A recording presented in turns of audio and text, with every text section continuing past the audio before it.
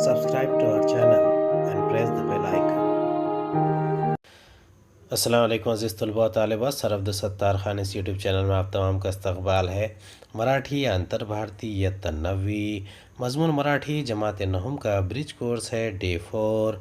चलिए शुरुआत करते हैं। दिवस चौथा, क्षेत्र भाषिक कौशल्य, कौशल्य क्षमता, नाणुमय शब्द, तालात कवितेचे गायन, रसास्वाद, श्रवण, वाचन, लेखन, संकल्पना, कविता गायन, अध्ययन, निष्पत्ती, कविता लक्षपूर्वक ऐकून त्याचा आनंद घेतात, योग्य हे आरोह अवरोहासह कविता म्हणतात।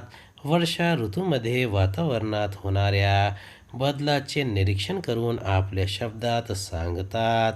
निसर्गातील काही घटक हे माणसासारखे कृती करतात, यावर लक्ष केंद्रित करतात। जाणून घेऊया। जिकडे तिकडे पानीच पानी। चलो से गाते हैं और समझते हैं। जिकडे तिकडे पानीच पानी, खळखळणारे झरे, झुळझुळणारे गवत पोपटी, लवलवणारे तुरे, नवी लकाकी झाडावरती, नवी लकाकी झाडावरती, सुखात पाने फुले नाहती, सुखात पाने फुले नाहती, पाऊस वारा झेलित जाती, भिरभिरती पाखरे, हासत भिजती निळसर डोंगर, हासत भिजती निळसर डोंगर, ओढ्या त्यातून घेती निर्झर, कडे कपारी रानो राणी, नाद नाचरा भरे, कडे कपारी रानो राणी, नाद नाचरा भरे, मध्येच घेता वारा ओसडी, मध्येच घेता वारा ओसडी, जरी ढगांची तुटे साखडी, जरी ढगांची तुटे साखडी, हिरव्या राणी ऊन बागडे, हिरव्या राणी ऊन बागडे, हरिणपारी गोजिरे। शिक्षकांनी विद्यार्थ्याकडून कविता तालासुरात वाचून घ्यावे। सक्षम बनूया। शिक्षकांनी विद्यार्थ्यांना कवितेचा भावार्थ समजावून द्यावा। कवितेचे आकलन कसे होते हे समजावून सांगावे। विद्यार्थ्यांनी कवितेचा भावार्थ समजून घेणे, अपरिचित शब्दांचा अर्थ शोधणे, कवितेतील मुख्य कल्पना समजणे। कवितेची मध्यवर्ती कल्पना, मुख्य कल्पना। पाऊस पडल्यावर झाडे, पाखरे, डोंगर, झरे या सकट सर्व रानाला नवी चमक येते, याचे सुंदर वर्णन या कवितेत केले आहे। कवितेचा भावार्थ, पाऊस पडत आहे, सगळीकडे पाणीच पाणी झाले आहे, खळखळ आवाज करीत झरे वाहत आहे, वाऱ्यांचा मंद झुळकीमुळे पोपटी रंगाचे गवत झुळझुळत आहे, तर गवताचे शेंडे लवलवत आहेत। पाऊस पडल्यामुळे झाडांना नवीन चमक आली आहे, झाडे तजेलदार दिसत आहेत, पावसाच्या धारामध्ये झाडांची पाने व फुले सुख समाधानाने भिजत आहेत, जणू अंघोळ करीत आहेत। पाऊस व वारा आपल्या पंखावर झेलत पाखरे भिरभिरत आहेत, जिकडे तिकडे पाणीच पाणी झाले आहे, झरे खळखळ करीत वाहत आहेत। फिकट निळ्या रंगाचे डोंगर हसत हसत मुक्तपणे भिजत आहेत, डोंगरातून झरे उड्या मारत खाली जात आहेत, डोंगर दऱ्यातून, कडेकपारीतून, प्रत्येक रानात पावसाच्या पाण्याचा नाचणारा मंजूळ आवाज घुमत आहे, भरून राहिला आहे, सगळीकडे पाणीच पाणी झाले आहे, खळखळणारे झरे वाहत आहेत।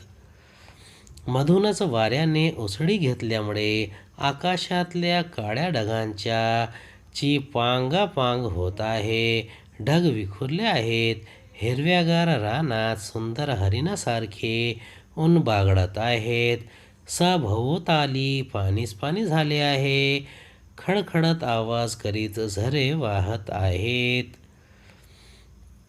चला सराव करूया। शिक्षकांनी विद्यार्थ्याकडून आपल्या आवडत्या ऋतूवर आधारित कविता पाठांतर करून घेणे व वर्गात साभिनय सादर करण्याची प्रेरित करणे. कल्पक होऊया. तुमच्या आवडत्या ऋतूमध्ये निसर्गात जे बदल घडतात ते थोडक्यात लिहा. कल्पना करा तुम्ही खालीलपैकी कोणतेही एक घटक आहात. वर्षा ऋतूमध्ये तुमच्या कोणकोणते बदल होतील ते थोडक्यात सांगा. आज आपण 2 बघणार आहोत, शेत आणि शहर. शेत, गाव, शहरपैकी शेत आणि शहर बघणार आहोत. पूरक साहित्य स्रोत आहे किशोर मासिक, दीक्षा ॲप. जगभरातील विविध देशातील तिथी स्थानिक भौगोलिक परिस्थितीनुसार पावसाळा हा ऋतू आहे. म्हणजे माझा आवडता ऋतू पावसाळा आहे. भारतातील उन्हाळा, पावसाळा आणि हिवाळा या ऋतूपैकी जून ते सप्टेंबर या महिन्यादरम्यान असणारा एक ऋतू, याला मोसमी पाऊस असेही म्हटले जाते.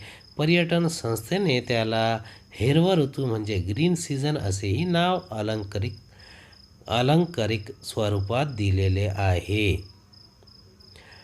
पावसाळ्यात साधारणतः 7 जूनपासून सुरुवात होते. अचानक वातावरण ढगाळ होते, सूर्य अदृश्य होतो, प्रकाश कमी होतो, मग पाऊस पडू लागतो. पाऊस पडल्यावर सर्वत्र मातीचा सुगंध दरवळतो. तापलेल्या धर्तीवर पाऊस कोसळतो. धरती तृप्त होते. धरतीवरचे वातावरण प्रसन्न होते. झाडे, वेली टवटवीत दिसतात. पशुपक्ष्यांच्या आनंदाला तर भरतीच येते. नदी वाहतात, तलाव पूर्ण भरतात, विहिरी भरतात. मोठमोठ्या डोंगरावरून सुंदर धबधबे वाहताना दिसतात. लहान मुलांना तर पावसाळा खूपच आवडतो. मुले पावसात मनसोक्त भिजतात, खूप खूप खेळतात, मनसोक्त पावसाचा आनंद लुटतात. पावसाळ्यात सर्वत्र आनंदमय वातावरण असते. पावसाळ्यात संपूर्ण धरती न्हाऊन निघते. मोर रानात नृत्य करतात.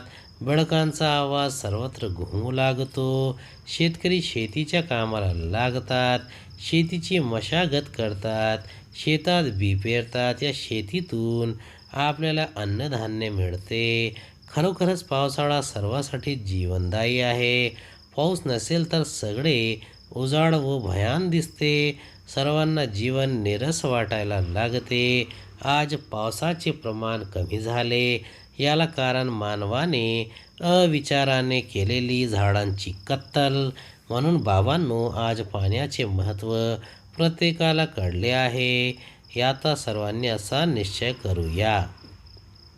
हिवाळ्यातील पावसाळ्यामुळे शेतकऱ्याला आनंद आणि आराम मिळतो आणि शेतकऱ्याच्या जमिनीला जीवन मिळते. पावसाळ्यामुळे पिकांना पाणी आणि जनावरांना गवत.